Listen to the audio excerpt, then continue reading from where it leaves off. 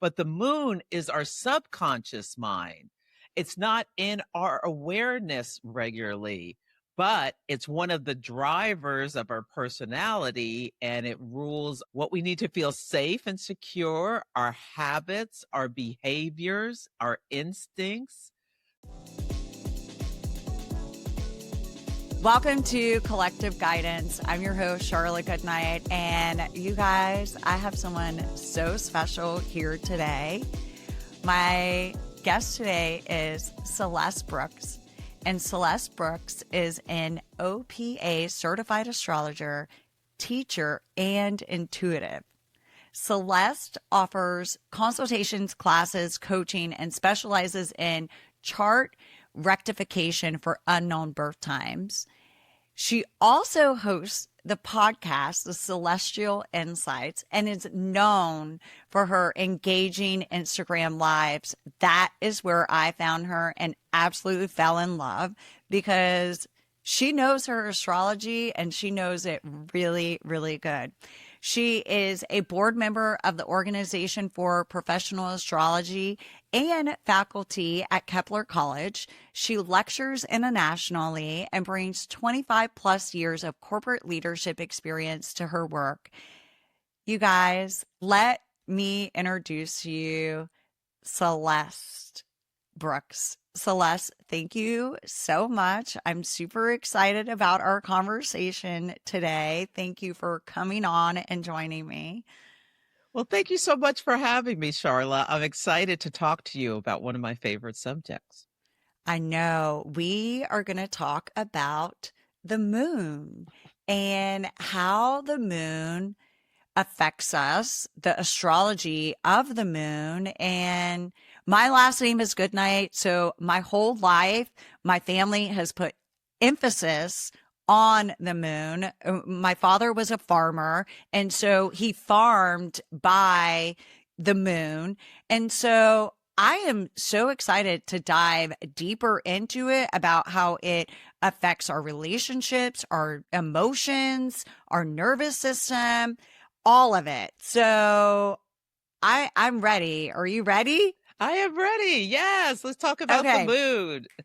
Woo! So my first question is, when we look at the astrology chart, we see the moon, but what is the natal moon and how is it different from the sun sign that most people know? And really, like, why do we even care about the moon sign? Yeah, so the sun and the moon, they are the luminaries that give light.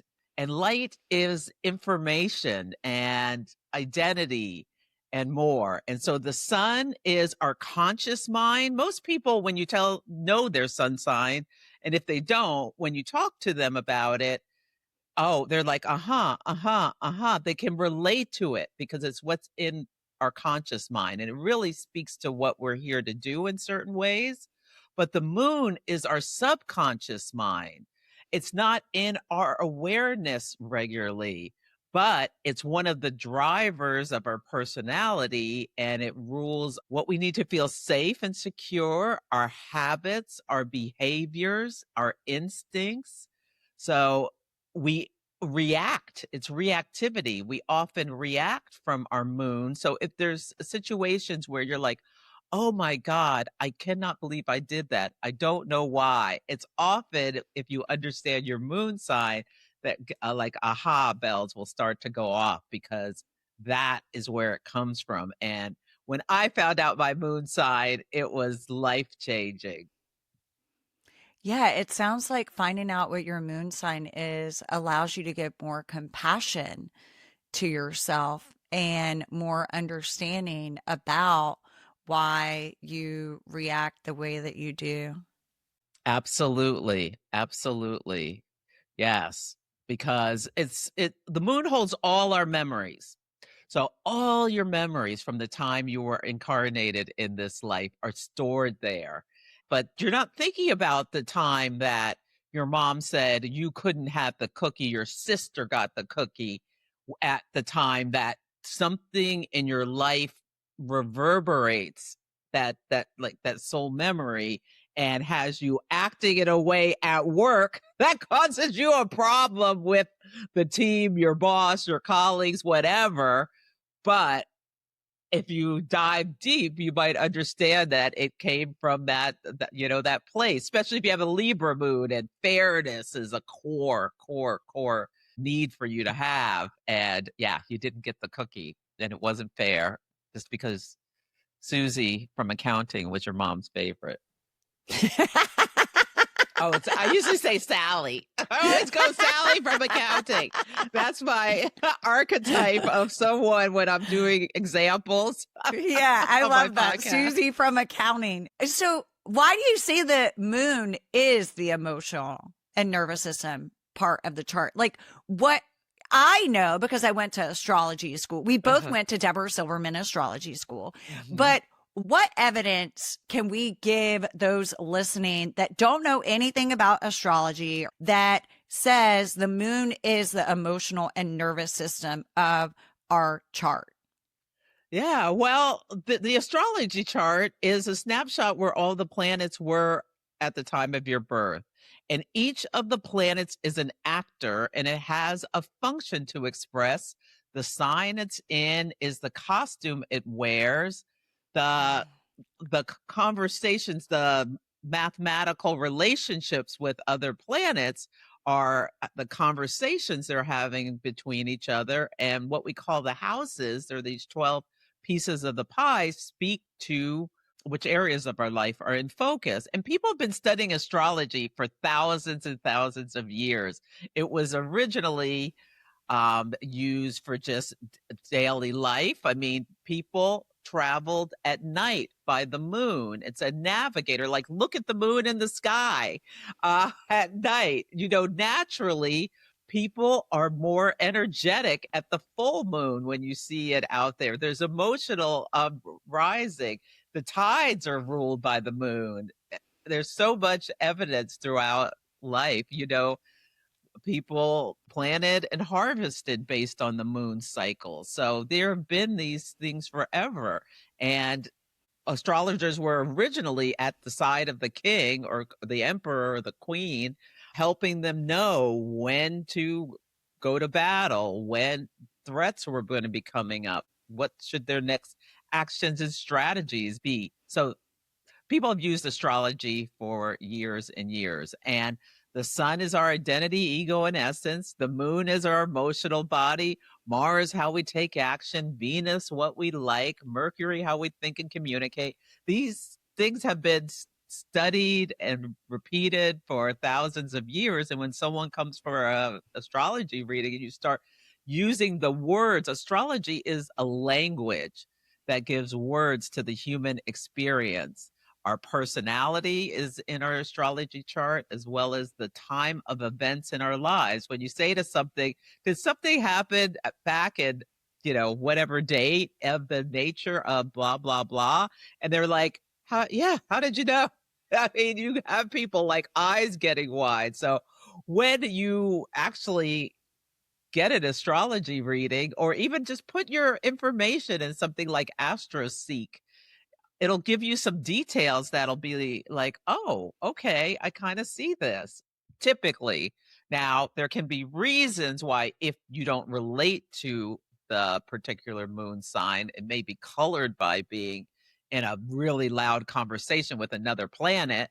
But astrology is observational. So it is what it is. And when you start learning about it, it will, like light bulb will go off. But I don't recommend that you put your astrology chart in ChatGPT. No, it may give you false information. It doesn't give you the right information. It really doesn't. It gives you false information. It said at one point that my Jupiter was in Leo, and as you see on my chart, my Jupiter is in Gemini, and so go to an astrologer if you really want a great reading and more insight. So for people that don't know, how does your moon sign, house, and aspects each change the way that someone feels and reacts? because my moon is in Gemini and my Mars is in Gemini. And I have an aspect to Mercury in Virgo. Why does all of that matter? How does it make people react? Yeah. Well, I would say start simply. Like find your moon sign, and to know your moon sign, you need to know your birthday, time, and place. And my favorite site that's free is astro-seek.com to put your chart in. It'll give you just like a little snippet about things. But you have to know your time to know your moon sign for certain. Knowing the element, just knowing the element can be really helpful for you. So keep it simple before you start layering things on. What are elements? Can you tell people what elements are?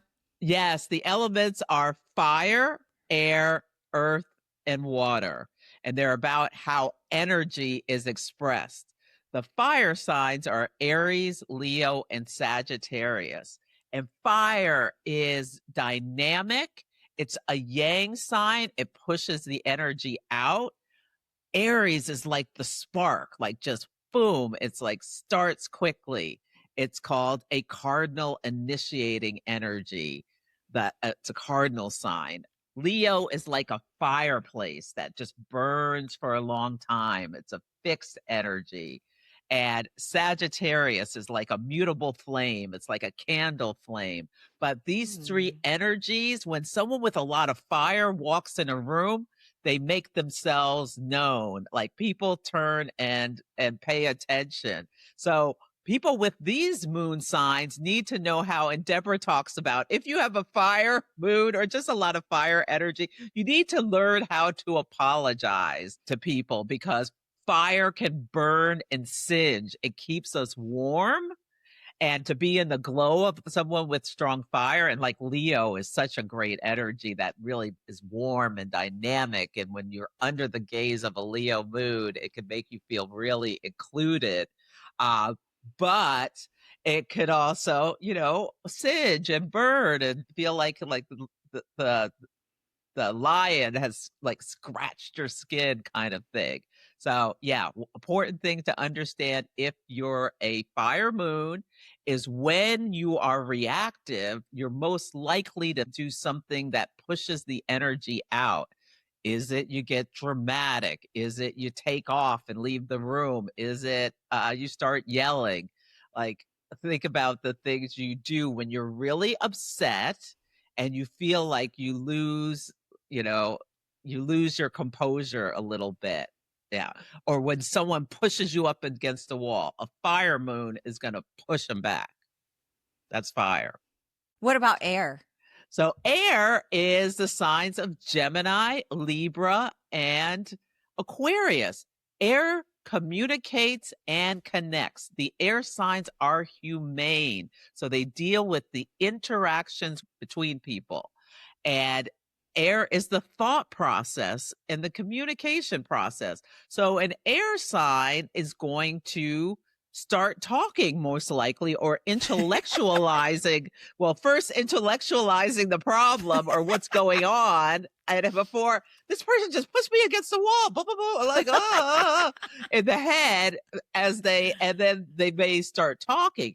Hey, like a Libra is going to potentially try to find a win solution or negotiate, collaborate. How can we resolve this issue without going to like a battle per se, kind of thing. A Gemini may make crack a joke or something like that. Aquarius mood, start talking about their ideals or things like that. I mean, it's a yang sign. It's going to push the energy out, but it's going to be like an intellectual energy, not to say that they won't push you back, but there's going to be something in the thought processes that are going on before they react, whereas a fire moon may just react and not even think anything. So yeah. Tell us about water and then earth too. Okay. Just so people know. Yes. This is so good. This is good stuff. Yeah. So the water signs are Cancer, Scorpio, and Pisces. Water is a yin sign. It's intuitive. It's internal. It's a more feminine, not as in woman feminine, but a more feminine energy. So Cancer, the moon is at home in this sign, and it's the feeling body.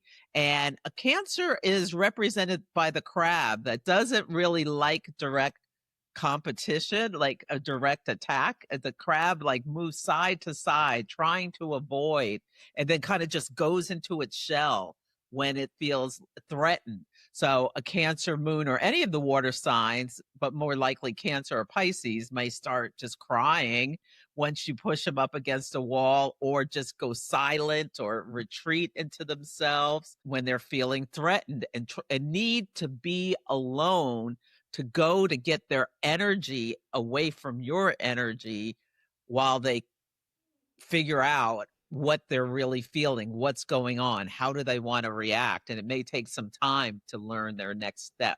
Now, Scorpio is ruled by the planet Mars, and Mars attacks. So a Scorpio moon is more likely, even though it's a water yin side, to come at you. If you push them, they may push you back, but then go away and really digest what's happening inside. Scorpio is deep waters, or they may act like nothing happened and then be plotting your demise for the next 5 years until revenge is best served cold, was said by a Scorpio moon. I'll tell you that much. Absolutely.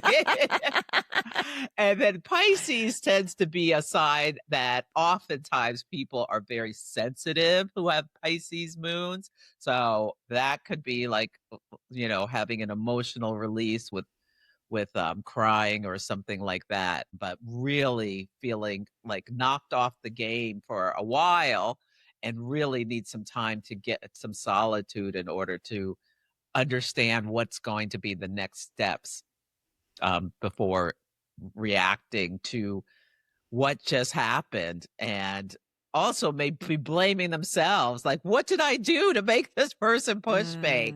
There can be some energy around feeling like a victim or perpetrator with that energy, but these are just general things that could happen. Yeah. And then tell us about Earth real fast. Yeah, so the Earth signs so are good. Taurus, Virgo, and Capricorn. Earth is planning. So you push an Earth sign, and they're going to go into a mode of like, what are my next steps to do this, to respond to this? Like Taurus is ruled by Venus, and it's going to be like, oh my God, I cannot believe you pushed me into a wall. There may be some thoughts about how can I make this better, or make this go away, or blaming myself for what happened.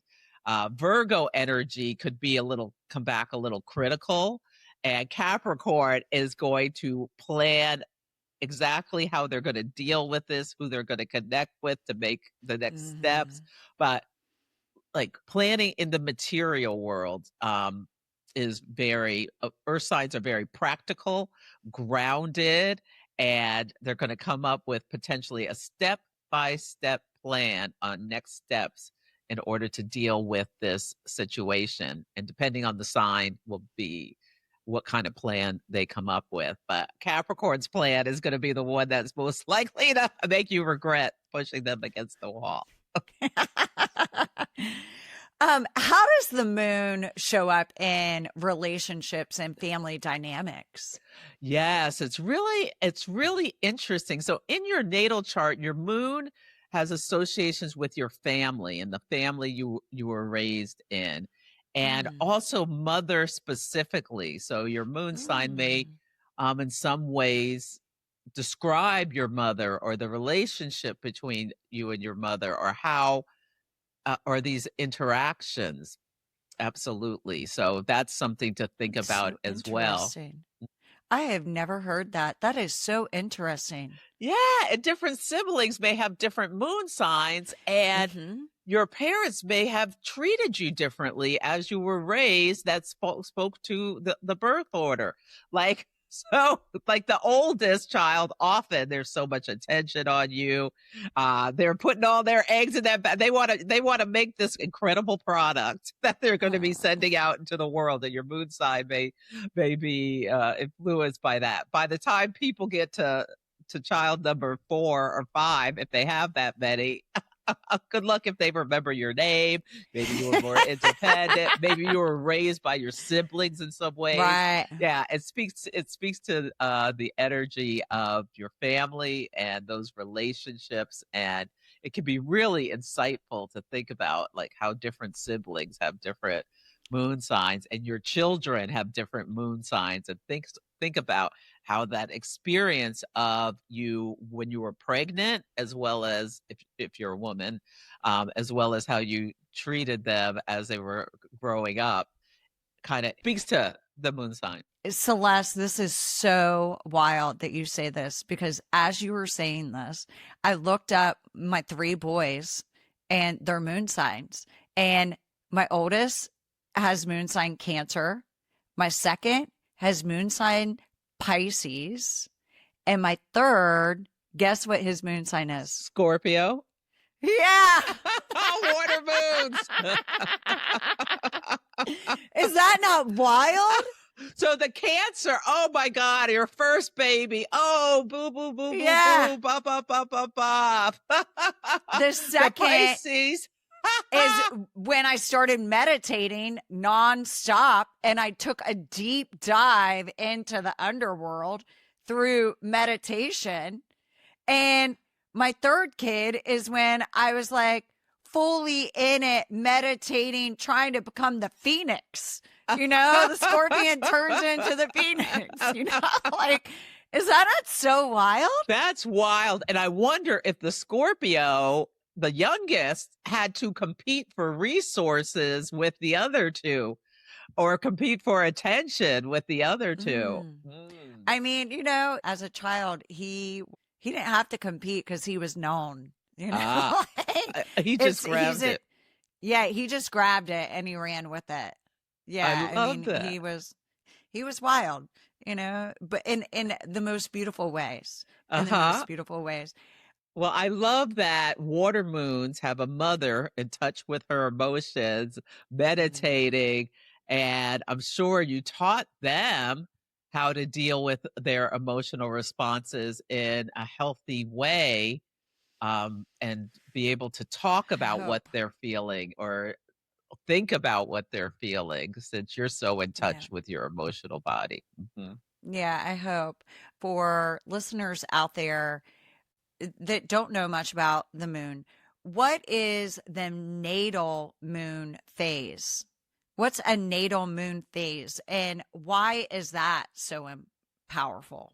So every month we have a new moon where the sun and the moon are at the exact same degree in the same sign, and this is a time where seeds are planted.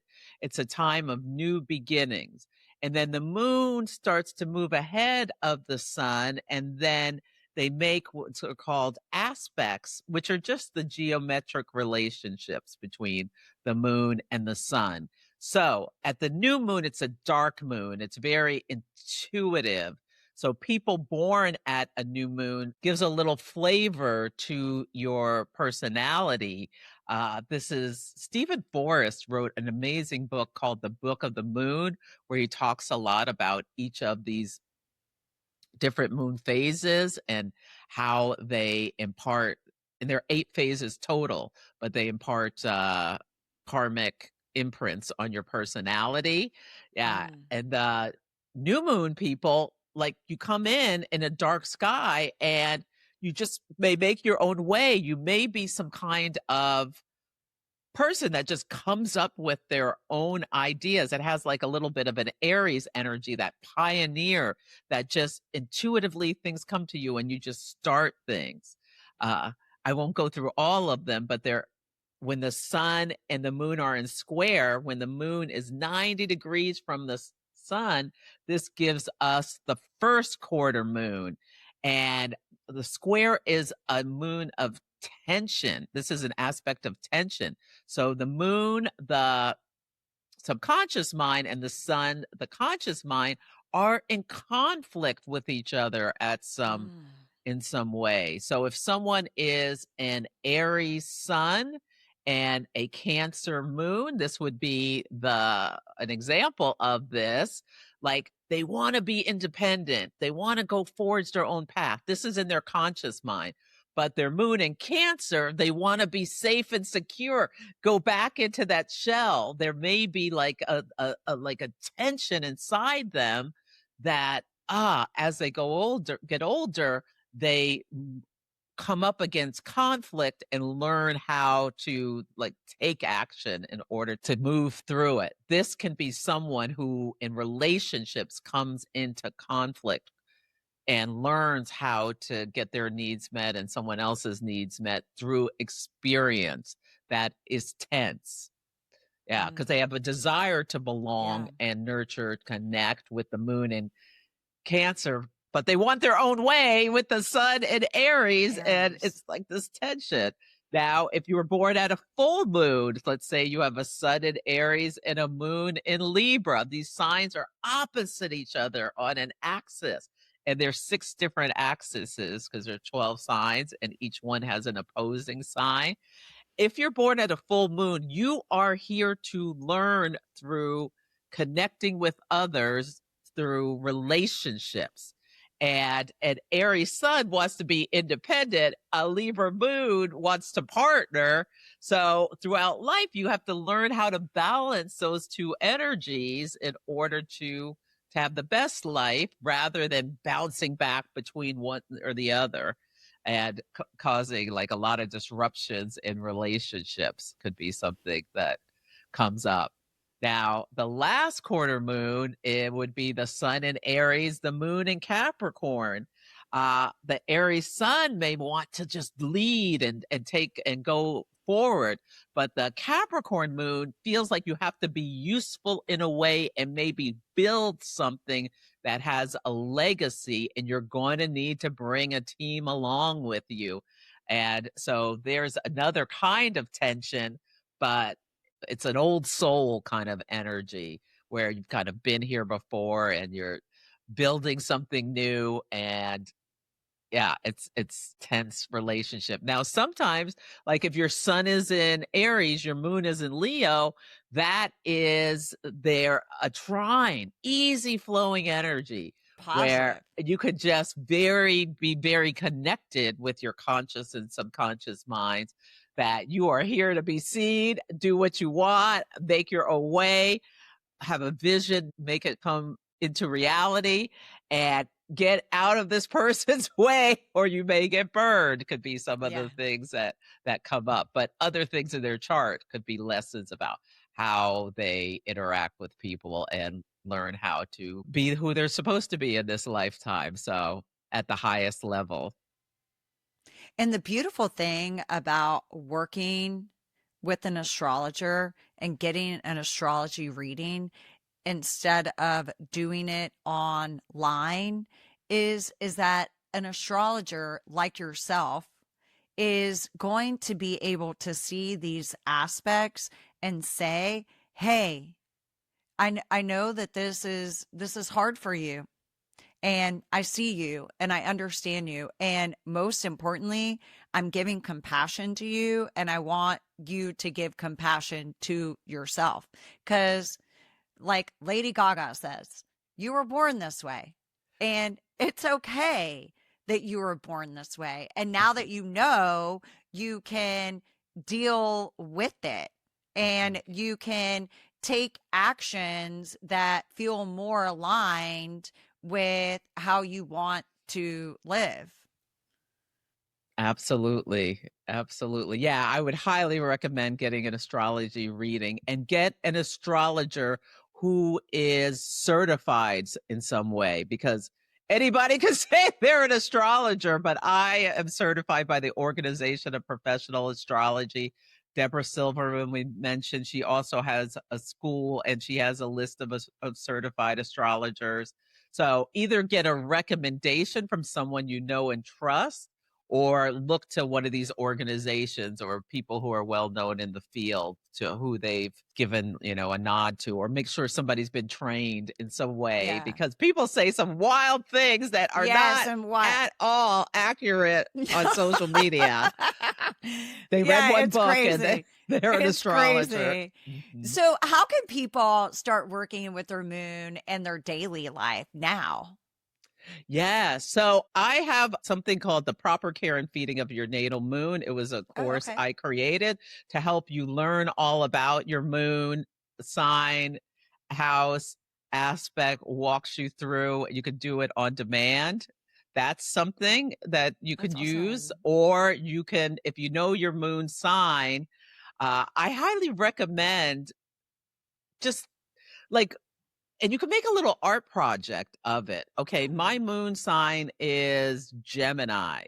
And then just do a little research about what is the high road and shadow side of the Mm. traits, and like write them down. And then maybe even make a little art project, like where you do, like you could do it in Canva online, or vision, or draw on a piece of paper or whatever, or journal about it, and watch yourself, like notice how these energies come up with you. Yeah, so if like a Gemini moon wants to communicate, is curious, wants to learn new things, like, so notice how you constantly, how interested you get into other things. Or if you're in a situation where you feel unsure, what is the first thing you do as a Gemini moon? Do you research? Do you do you just start talking, or talking out your feelings? Do you get distracted, or start like just trying to fill yourself with other things?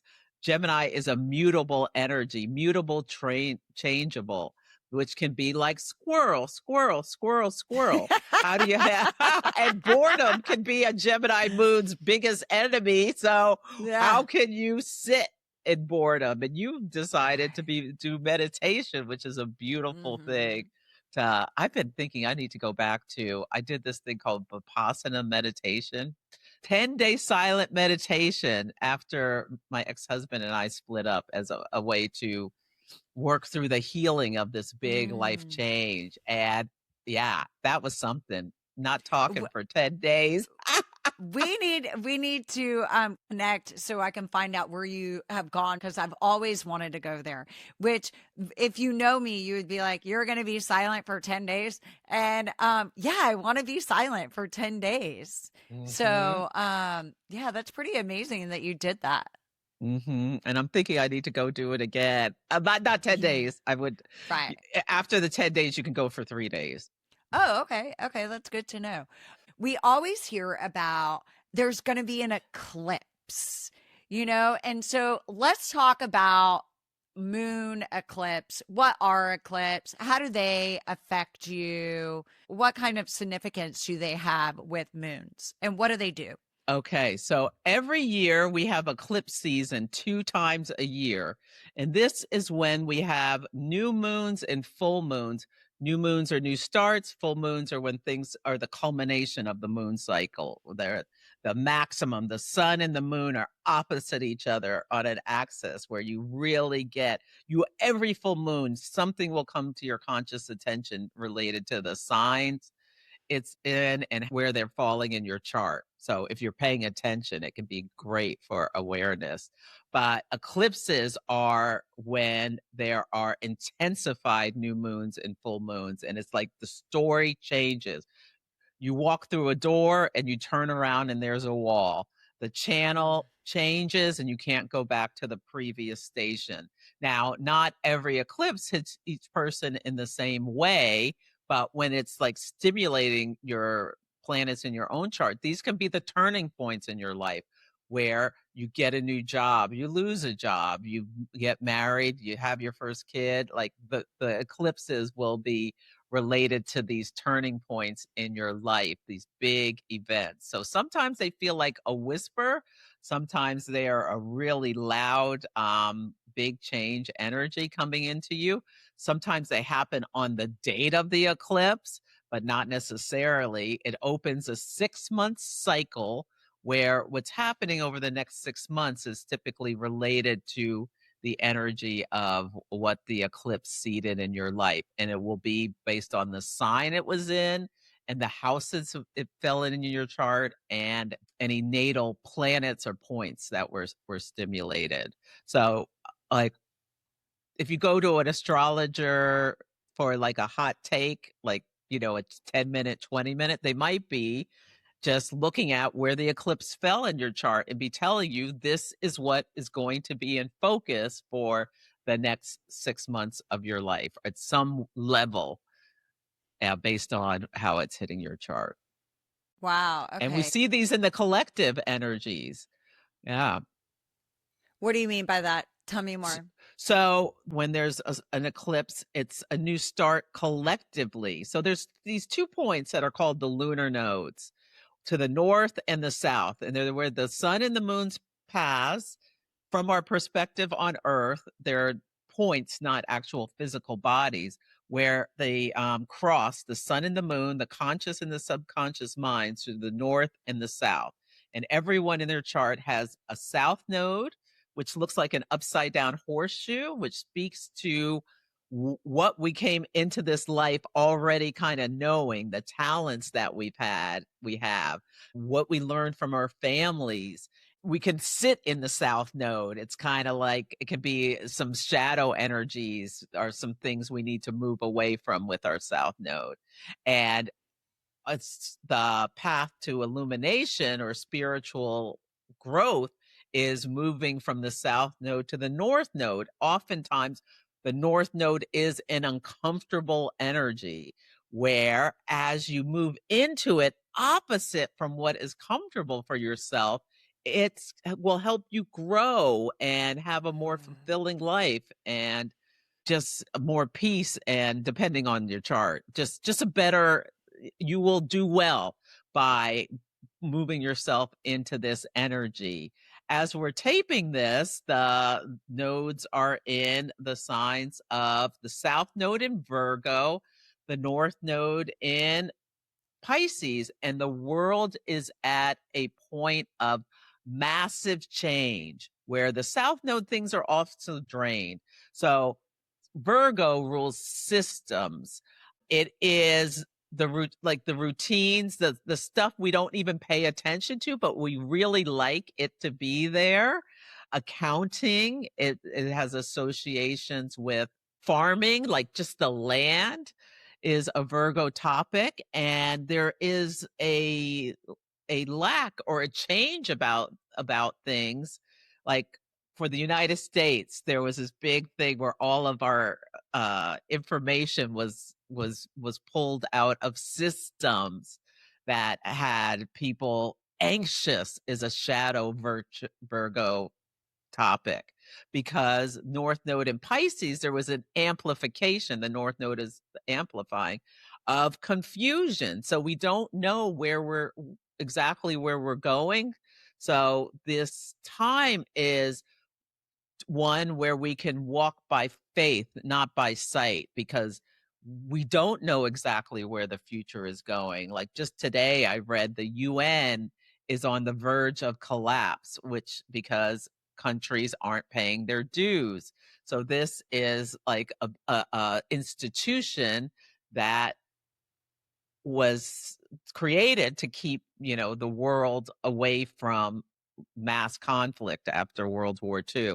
Well, it's like crumbling. So this is making people very nervous about, changes that are happening globally, kind of thing. So the collective is also experiencing these energies. So when this airs on the following day, there will be a eclipse in Aquarius. Can you give us just a short little insight into that? Yes. So Aquarius is the sign of the group, the organization, communities. As we are in this time, there's been social movements rising in certain places, like Minneapolis is the one that most people around the world are aware of, as the people of that city deal with ICE agents coming Yeah, and the grabbing conflict. people. There's a Yeah. conflict going on, but the group is coming together in order to like combat what's going on in their communities. Now, this eclipse in Aquarius, so Aquarius is an air sign. It's about ideals. So people may be, you may hear people really talking about what on an intellectual level their key ideals are. It rules groups of all kinds, like Congress and Parliament. So there may be new starts Ooh. around these places. In terms of the body, it rules the circulatory system. Mm. So that's something to be aware of. The ankles and the shins and the lower legs. So Mm. the Achilles heel, you can think about, is also involved. So if you have any of these that are tense, this is a great time to do some stretching. And this eclipse squares Uranus, the planet of upheaval. So really take care of your I get someone tripping and falling and twisting their ankle is one of the risks. There are going to be people around the world who hurt their ankles on the like February 17th, 2026 or something related, or get a Charlie horse or something Yeah. related to this. Exactly. I think there's going to be something about, because there's this huge energetic shift on the 20th, 3 days later, where Saturn and Mm. Neptune meet. Yeah. And that's like a whole nother topic. But Yeah. I'm wondering if a state in the United States will declare, we're not paying our taxes anymore. No taxation without representation, or a state secedes between February 17th, 2026 and April 11th, You know, it's so 2026. interesting that you say that, Celeste, because I have literally been having the vision that states are going to start seceding from the US. There was talk at one point where Florida was going to do that to the US. I mean, many years ago. But yeah, it's funny that you say that. I have wondered that as well. So, wow, all of this is such great information. Celeste, if people want to follow you, want to learn more about moon signs and just work with you, how can they do that? Yeah, so my business is Astrology by Celeste at astrologybyceleste.com. I'm on all the socials at Astrology by Celeste. You can go to my website and book a reading where we'll talk about your natal chart. I specialize in chart rectification. So if you don't know your birth time, but you know what day you're born in on, you can come up with a list of things and a list of events in your life, and I can help about calculate your birth time. And what else? You can go to my shop. I have some guides and things, some free, some are paid that you can download. I highly recommend the Proper Care and Feeding of Your Moon course to help. This time is going to be so much upheaval. We have to find the peace within. Mm. And I mean, we're all struggling with it. I'm a Taurus. I like things to be steady, stable, calm. We are in a time of massive upheaval. So I am Mhm. really having to use my tools and my resources to help me move through all of this uncertainty, because we don't know exactly where we're going or how it will be on the other side. But I am holding the light that we are in the birthing canal and we're going to come out into a better time. You also can listen to my podcast, the Celestial Yes. Insights podcast, available wherever you listen to podcasts, that helps you navigate the energies of the week like a boss. You get a theme, 3 big transits to look out for, and a word of the day. I love the podcast that I listen to, The Prince and the Revolution. That's And that one, whenever I read the title of that for the full moon in Leo that happened on February 1st, I was like, holy smokes. That like totally named some things that were happening, the Prince and the Revolution. And it's like, Oh my God. It was such a great podcast. So, highly recommend her podcast, you guys. And we will have all of this information in the show notes. And so if you want to connect with Celeste, just check our show notes and everything will be there. Celeste, thank you so much for coming on Collective Guidance and sharing your information with the collective and guiding us and navigating us during this time of up-leveling. This is a time of collective up-leveling, and this is a time of collective ascension to a higher state of being and to a higher state of living. You guys, I highly recommend you get a astrology reading from Celeste. And until next time, thank you so much for being here. If you like this episode, please hit the like button, subscribe, share it with a friend, leave a comment, and we are in immense gratitude for you with so much love, gratitude, appreciation, and emotional regulation by knowing your moon sign. Thank you so much for joining us. Have an amazing day.